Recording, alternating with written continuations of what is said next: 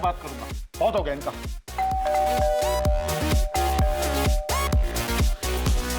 चांदनी, दरवाजे पे कोई है? दरवाजे पे कोई है? कंचन, कंचन, म्यूजिक कम कर। दरवाजा खोलो। दरवाजा खोल के बात करो। क्या है क्या है? एक सेकंड। चल क्या रहा है ये? क्या चल रहा है तुम लोग? ये शरीफों की सोसाइटी है, ये तमाशा यहाँ नहीं चलेगा। देखो चांदनी, तुम्हारी ये रोज रोज के तमाशे हमसे सहन नहीं होते, परेशान हो चुके। हमको वो तकलीफ किस बात की है? मेरे पार्टी से, घर से, दोस्तों से, मतलब प्रॉब्लम क्या है? तकलीफ ये है कि तुम्हारी पार्टी की वजह से जीना आराम है हमारा। नींद नहीं आ रही सबको। में रुई ठूस लो ना। रुई? यार, अरे एक सेकंड रुको, क्या है? क्या प्रॉब्लम क्या है? मैं बात क्या हुआ? अब की बार पुलिस बुलाऊंगा मैं। ओ चाचा, ये पुलिस की धमकी ना हमको मत देना। हमें पता है कि पुलिस को कैसे हैंडल किया जाता है। तुम ये मत समझना कि तुम औरत हो इसलिए अपनी मनमानी कर पाओगी, समझी? भूल अपनी छे, बिना सोचे समझे किसी को भी फ्लैट बिकने दिया। सर हम म्यूजिक बंद कर देते। We are really sorry. जल्दी। सॉरी क्यों कह रही हो? चलिए, कोई गलती नहीं की, हमने कोई पार्टी कर रहे हैं। सर हरीश जी ने तो आपको बताया ही होगा ये सब, उसका रोज का था ये। हाँ बताया था, और हमने 10 बार आपको कॉल भी किया था और आपका कोई रिप्लाई नहीं आया। हरीश जी ने हमें बताया था कि आपने उस रात उस लड़के को देखा था जो चांदनी के घर आया था 21 जुलाई की रात। कौन था वो ललित? कि गैंग का कोई होगा। अब इतने सारे लड़के लड़कियां वहां आते जाते थे, सबको तो नहीं पहचानता हूँ। अब तो ध्यान भी नहीं आता। इन सब वो लड़का जरूर कुछ झगड़ा करके या कुछ करके निकला। इतनी जोर से दरवाजा मारा उसने।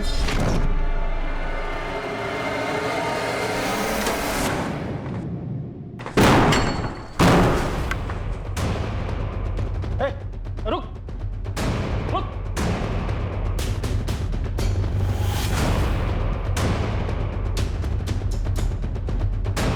क्या कर रहे हैं आप? छोड़िए ना ये सब। आप क्यों फंस रहे हैं ये सब लफड़े में? बस ये छोड़िए छोड़िए बोल के बात यहाँ तक पहुंची है। कभी दरवाजा पटक के जाते, कभी लाउड म्यूजिक चलाते, कभी फोड़ने की आवाज आती है। क्लब बना रखा है घर को। मेरी सुबह 4 बजे की फ्लाइट थी सर, इतना गुस्सा आया मुझे, इतनी जोर से दरवाजा मारा उसने। ललित, कोई बाहर गया तो डेफिनेटली वो अंदर भी आया होगा, किसी ने तो देखा होगा उसको। सर उसके घर में कौन आता था कौन जाता था इसका हिसाब करने लगे तो हो गया काम। और हाँ सर, उससे पहले कुछ कांच के टूटने की आवाज आई थी वहां से। अरे यार, लड़की सुधरने वाली नहीं है। क्या हुआ? सारा हंगामा इसके घर पे ही क्यों होता है? ललित, कौन था वो? अगर हम चांदनी के सभी दोस्तों को तुम्हारे सामने खड़ा करें तो उनमें से तुम इस लड़के को पहचान पाओगे? सर उसने कैप पहनी थी रेड कलर की, लेकिन चेहरा ढंग से देख नहीं पाया मैं। चांदनी के कॉल रिकॉर्ड में हमें ये नंबर मिला, 4449149। किसका नंबर है ये? 19 जुलाई को इस नंबर से चांदनी को कॉल आया। फिलहाल ये नंबर स्विच ऑफ है। जी मैंने भी ट्राई किया, तब फोन स्विच ऑफ था। दिव्या, तुम तो उसके सारे दोस्तों को जानती हो, बता सकती हो नंबर किसका है? विवेक राठी, चांदनी का बॉयफ्रेंड।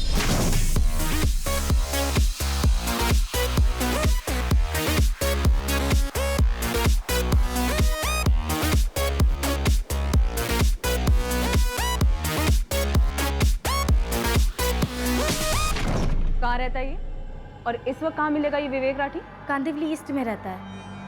वो इस वक्त कहाँ होगा वो तो नहीं बता सकती, पर आपको उसके घर का एड्रेस दे सकती हूँ। मैम, विवेक बहुत प्यार करता था चांदनी से। मुझे नहीं लगता कि वो इस तरह चांदनी का मर्डर करेगा। तो तुम्हें बता दो कौन कर सकता है। फोटो है इस विवेक राठी का, जी मेरे नंबर पर फॉरवर्ड कर देना।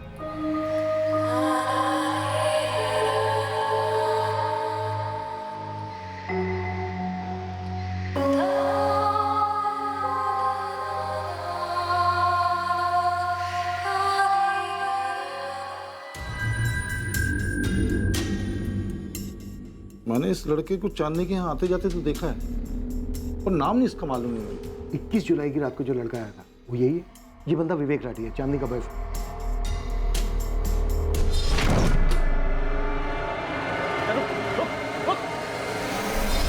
हो भी सकता है, लेकिन पक्का नहीं कह सकता मैं। उसने कैप पहनी हुई थी और ब्लैक कलर की जैकेट पहनी हुई थी, जीन्स पहनी हुई थी। सर, विवेक राठी का एड्रेस है हमारे पास, लेकिन फोन स्विच ऑफ आ रहा है। साथी उठा लो उसे। सर, ललित, तुम्हें एक बार और थाने आना होगा इस विवेक राठी की पहचान करने। अभी तुम जा सकते हो।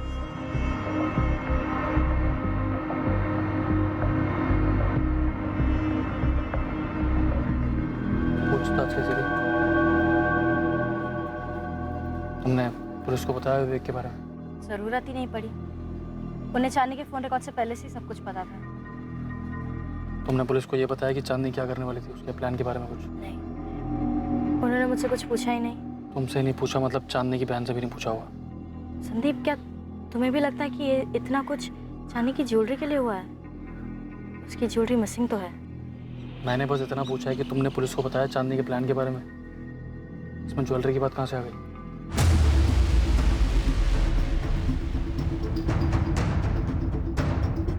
भारतीय, कैसे मुमकिन है कि तुम्हें और तुम्हारे पति मोहित को चांदनी के बॉयफ्रेंड के बारे में मालूम नहीं था? तुम लोगों ने हमें चांदनी के बॉयफ्रेंड विवेक के बारे में कुछ क्यों नहीं बताया? सर, अब मैं आपसे क्या कहूँ, मुझे समझ नहीं आ रहा है। कभी कभी मुझे ऐसा लगता है मैं चांदनी को कभी समझ ही नहीं पाई। वो क्या करती थी क्या नहीं, मुझे कुछ नहीं पता सर। उसके तौर तरीके मुझे भी पसंद नहीं थे। भारती, तुम और मोहित तुरंत पुलिस स्टेशन आओ, मुझे बात करनी है तुम दोनों। ओके? अब क्या है? अब क्या जानना चाहते हैं हमसे? यही कि हमने उन्हें विवेक राठी के बारे में क्यों नहीं बताया।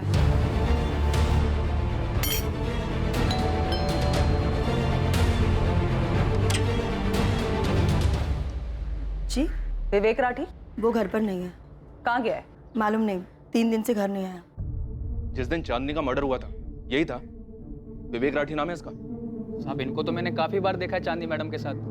लेकिन साहब, वो जो ललित साहब कह रहे थे ना, वो टोपी वाला, उस रात जब मैं बाथरूम से लौट रहा था, थोड़ी दूर से देखा था साहब, तो पक्का पक्का बता नहीं सकता कि यही थे कि नहीं थे। साहब, जब ललित साहब ने बोला टोपी वाला तो मुझे याद आया साहब, उस रात तो मैंने लाल टोपी पहने हुए देखा था। लेकिन साहब, मुझे क्या पता था कि ऊपर चांदनी मैडम का मर्डर हो गया है। जी, मुझे मालूम था कि चांदनी मेरे बेटे की गर्लफ्रेंड है, लेकिन मैं और मेरे पति इस रिश्ते के सख्त खिलाफ थे। हमें वो लड़की कभी पसंद ही नहीं थी। आपका बेटा विवेक है कहाँ पर? 21 जुलाई से गायब है, 3 दिन हो चुके हैं। फिक्र नहीं हो रही है उसकी? मेरा बेटा अक्सर घर के बाहर रहता है, और आप जैसा सोच रही है ऐसा कुछ नहीं है। हाँ, विवेक चांदनी का बॉयफ्रेंड था, लेकिन वो कोई ऐसी वैसी हरकत नहीं कर सकता। ये बात विवेक राठी को सामने आकर कहनी थी खुद। उसका फोन बंद है और उसके फोन की लास्ट लोकेशन चांदनी की लोकेलिटी की थी। भागकर गया कहाँ आपका बेटा? मेरा बेटा कहीं नहीं भागा है। आने वाले 24 घंटे में अगर विवेक ने पुलिस स्टेशन में आकर रिपोर्ट नहीं की तो आप और आपके पति दोनों पुलिस के रडार में आ जाएंगे। सर, आप नहीं थे तब मैंने आके स्वाति मैडम से बात की थी। मुझे पता है दिव्या, पर मुझे एक एक बंदा पुलिस स्टेशन में चाहिए जो भी चांदनी के घर पार्टी किया करता था, सबके सब। यकीनन तुम उन सबको तो जानती होगी, चांदनी का फ्रेंड सर्कल, उसका पार्टी ब्रिगेड। जी सर। दिव्या, मुझे सबके सब चाहिए, किसी को मिस मत करना, हम सब पता लगा लेंगे। चांदनी के पड़ोसी ललित ने हमें सब बता दिया है, वो एक एक बंदे को पहचानता है। ठीक है सर, मैं सबको बता दूंगी।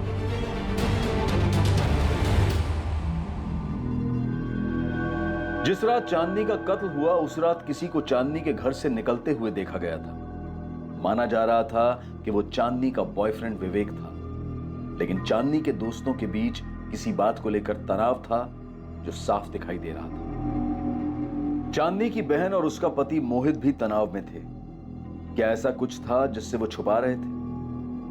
चांदनी ने मुंबई को हमेशा के लिए अलविदा कहने का फैसला कर लिया था। चांदनी पिछले 2 महीनों से यह प्लान कर रही थी। एक वक्त था जब वो सब कुछ छोड़कर मुंबई आना चाहती थी, और अब वो मुंबई से ही भाग जाना चाहती थी, घर लौटना चाहती थी। तो अब जब हम विवेक राठी की बात कर रहे हैं तो तुम लोग कह रहे हो कि चांदनी शादीशुदा थी, उसका पति राजू रांची में। ये बात हमें पहले पता होनी चाहिए थी। इतनी जरूरी बात तुम दोनों हमें बताना भूल कैसे गए? हम चांदनी के पिछले 3 महीने के कॉल रिकॉर्ड्स खंगाल रहे हैं। विवेक राठी का एक नंबर बंद आ रहा है, दूसरा नंबर जिस पर 2 महीने से चांदनी लगातार बात कर रही थी वो भी बंद आ रहा है। हम लगातार हर उस आदमी को खोज रहे हैं जो भी चांदनी के साथ संपर्क में था, और तुम दोनों बड़े आराम से जिसकी बहन, जिसकी साली का मर्डर हुआ है, वो इतनी जरूरी और अहम बात बताना हमें भूल जाते हैं या फिर जरूरी नहीं समझते। लगभग अपने पति से उसका रिश्ता खत्म ही हो गया था। मर्डर लगभग नहीं हुआ है मोहित, प्रॉपर मर्डर हुआ है चांदनी का। चांदनी से जुड़ी हुई हर चीज ताल्लुक रखती है इस मर्डर से, और मैं पहले भी कह चुका हूं तुम दोनों से। सर, चांदनी वापस जाना चाहती थी, वो अपने घर लौटना चाहती थी, अपने पति के पास। चांदनी, तुमको रांची छोड़कर आना ही नहीं चाहिए था। बसा बसाया गृहस्थी उजाड़ कर तुम यहाँ मुंबई चली आई, क्या हासिल कर ली? हमको जो हासिल करना था वो हम कर लिए, अब हमें बस सुकून चाहिए। हम वापस जाना चाहते हैं। और जाओगी किसके पास? माँ पापा के पास या राजू के पास? फोन किया हो तो बात कर लो चांदनी, सुनने का आदत तो है ही हमारा। राजू, हम सब छोड़ के तुम्हारे पास वापस आना चाहते हैं। तीसरी बार कह रही हो तुम ये, समझ गए हम। पर तुम तो एक बार भी नहीं बोली ना कि वापस आ जाओ।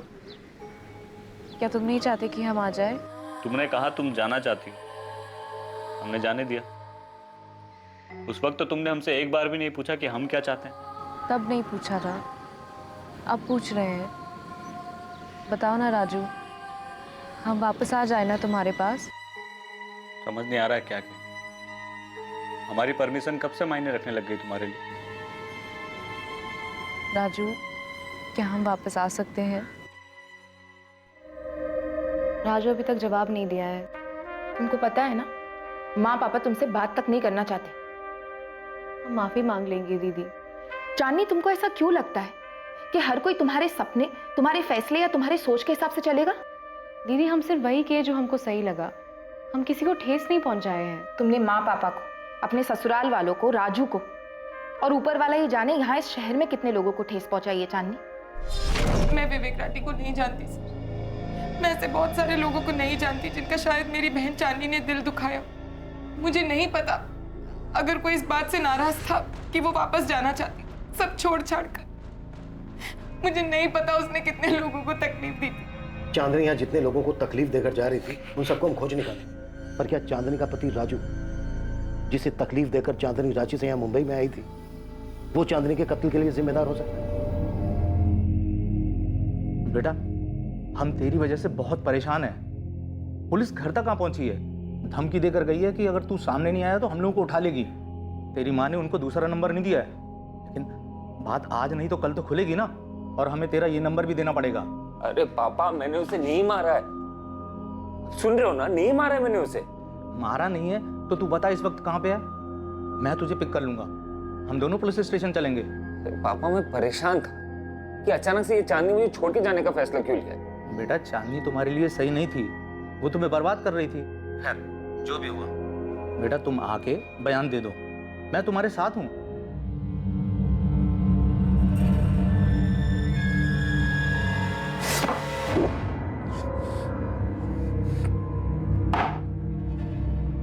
देखिए सर, वो हमारे बेटे को छोड़ के 4 साल पहले ही चली गई थी। अब क्या बात करना है आपको राजू से? विनायक जी, आपका बेटा राजू अपना फोन बंद करके क्यों बैठा है? अगर उसका चांदनी से कोई लेना देना नहीं है तो फिर इतना डर क्यों रहा है हमसे बात करने? देखिए, सिर्फ आपसे बात नहीं कर रहा है, इसका ये मतलब नहीं कि वो आपसे डर रहा है। और वैसे भी चांदनी मुंबई में थी और वहीं पे मरी है। अब आप यहाँ पे राजू से बात करके क्या मिलने वाला है आपको? रांची से मुंबई फ्लाइट भी आती है, ट्रेन भी आती है। आपका बेटा अपनी मनपसंद की सवारी लेकर यहाँ आ सकता है। कल हम चांदनी की बॉडी भी उसकी बहन भारती को सौंप रहे हैं। आ जाएगा तो क्रियाक्रम भी कर सकेगा और हमसे बातचीत भी कर सकेगा। और अगर वो नहीं आता है तो फिर हम रांची आ जाएंगे अपनी पसंद की सवारी। राजू से बात करके माने। हमने राजू से कहा था उससे रिश्ता तोड़ दे, जो गया वो गया।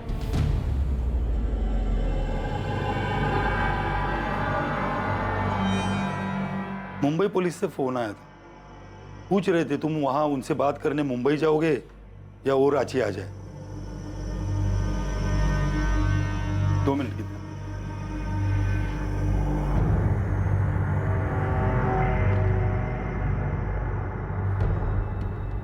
काहे राजू, काहे? अरे इतना पागलपन जरूरी था? वो जो बोली तुमने मान लिया। थोड़ा आगे पीछे का सोचा होता तो आज ये दिन नहीं देखना पड़ता हमको। तुम्हारे मन में उसके लिए फिर से भावनाएं कहां से जाग गई? वो भी इतना सब होने के बाद? क्या जरूरत थी? अरे वो तो चली गई थी और उसके आने की सारी उम्मीद भी हमने छोड़ दी थी।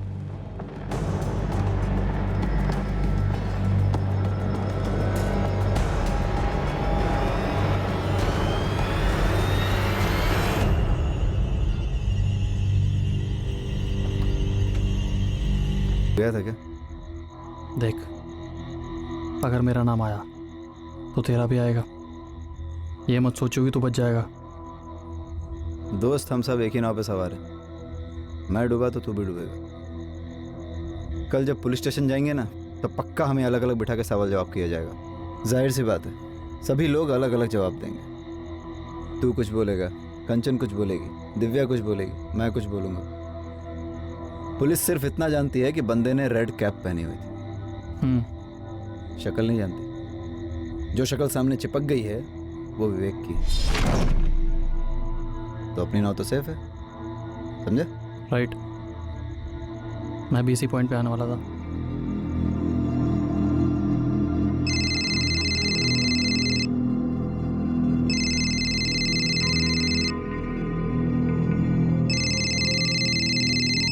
हेलो। हाँ हेलो, कौन बोल रहा है? मोहित जी बोल रहे हैं? हाँ बोल रहा हूँ। आप कौन? मोहित जी, मैं दिव्या बोल रही हूँ, चांदनी की फ्रेंड। हाँ दिव्या जी बोलिए। मोहित जी, पुलिस मुझे अब तक 4 बार पूछ चुकी है चांदनी के ज्वेलरी के बारे में, कितने की होगी, कुछ डिजाइन है वगैरह वगैरह। हाँ तो? हाँ तो इसका मतलब आपने और भारती दी ने अब तक उन्हें बताया नहीं ना कि चांदनी ने जाने के पहले सारी ज्वेलरी आपको दी थी?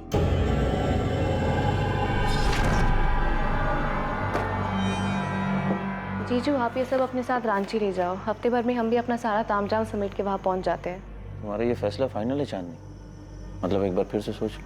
हाँ जीजू, फाइनल है। चांदनी, हम तुमसे कुछ कहना चाहते थे। कहिए ना। हाँ हाँ हाँ, अरे ये बात मैं बताने ही वाला था। हाँ बताने वाले थे पर आपने बताया नहीं। नहीं नहीं, वो क्या है ना दिव्या जी की ये सब आपाधापी में ना ये बात दिमाग से निकल गई। मैं कल जा करके बता देता हूँ पुलिस वालों को, ठीक है? कौन था जिसने 21 जुलाई की रात चांदनी के घर में ग्लास तोड़ा था? किसने उसका गला काट दिया था और फिर कलाइयां काटकर उसे मार डाला था? चांदनी ने उस रात किसके लिए दरवाजा खोला था?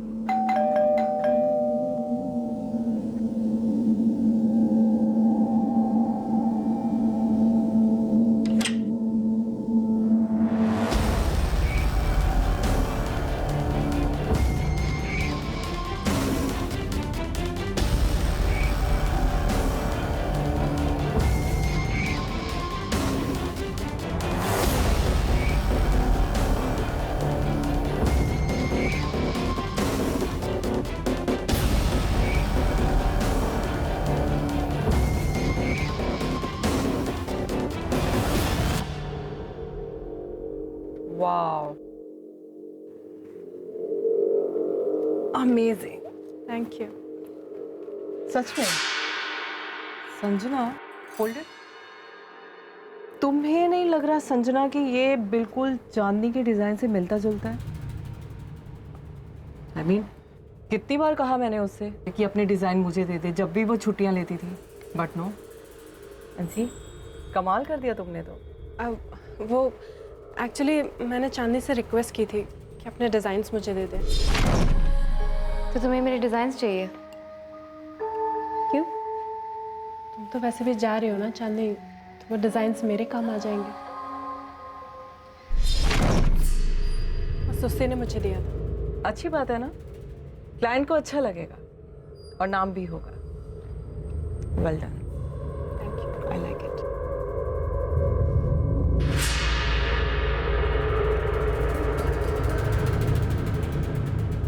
चांदनी ने रांची से लेकर मुंबई तक के सफर में वो सारी ऊंचाइयां हासिल की जिसकी ख्वाहिश उसने की थी, और उसका ये सफर खत्म हुआ उसके कत्ल पर। चांदनी के सब कुछ पीछे छोड़ घर वापसी के फैसले से कई लोगों को ठेस पहुंची थी।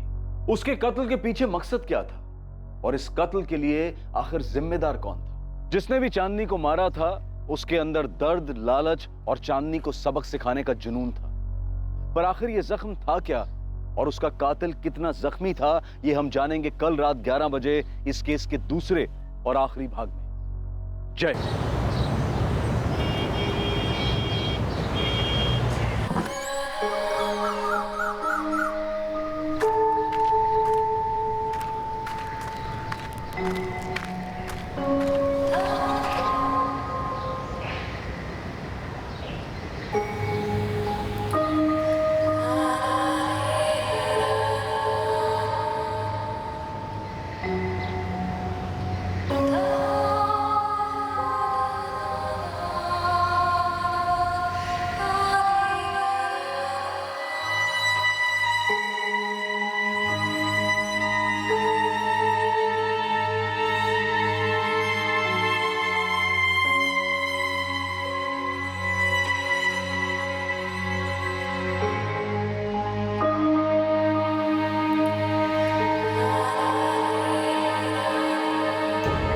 इस ड्रेस में कितनी ब्यूटीफुल लगती है ना चांदनी। तुम ना ऐसे रोज इसका आते जाते खूबसूरती निहारो और वो भी कैमरा की आंख से और दिन भर इसका वीडियो देखो। फिर एक दिन इसका बारात आएगा तो गुलाब जल छिड़कोगे बारातियों पर। फालतू बातें मत करो, ठीक है? क्या फालतू बातें मत करो? राजू प्यार करती हो उससे तो जाके हिम्मत रख के बोल दो ना अपना दिल का बात। आज डर लगता है, तुम मना कर दी तो। लो भाई, क्वेश्चन पेपर देखे बिना ही बोल रहे हैं कि फेल कर। एक बार बात तो करो उससे। और कहाँ पता भी, अगर ना कर भी दिया तो जिंदगी में अफसोस नहीं रहेगा। और ऐसा भी तो हो सकता है कि गुलाब जल तुम पर ही छिड़का जाए। हाँ हाँ चांदनी, तुम तो पक्का उड़ जाओगी मुंबई, जैसे कि तुम्हारे पैर नहीं पंख हो रखे हैं। हम सच में उड़ जाएंगे श्रुति? तुमको क्या लगता है हम मुंबई नहीं जा सकते? हम भारती दीदी को कह देंगे कि हम मुंबई आ रहे हैं बस। अच्छा, और भारती दीदी और तुम्हारे जीजा जी हाँ बोल देंगे? मान लो अगर बोल भी दिए तो अंकल आंटी को कैसे मनाओगी? हम कोशिश तो करेंगे ना कम से कम। आपको पता है इतना आसान नहीं है, पर इतना मुश्किल भी नहीं है। तुम देखना हम मुंबई जरूर जाएं, बता रहे हैं।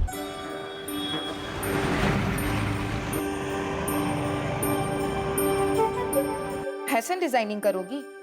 अच्छा, कहाँ से करोगी? मुंबई में बहुत सारा इंस्टीट्यूट है दीदी।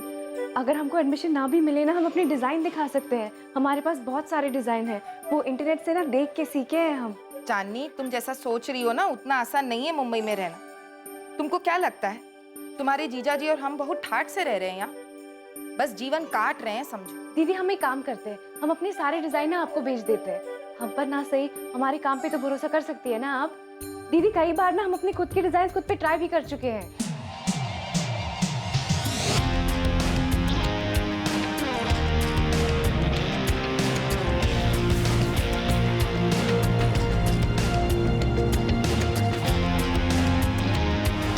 दीदी अपने डिजाइन के खुद ही मॉडल भी हैं हम।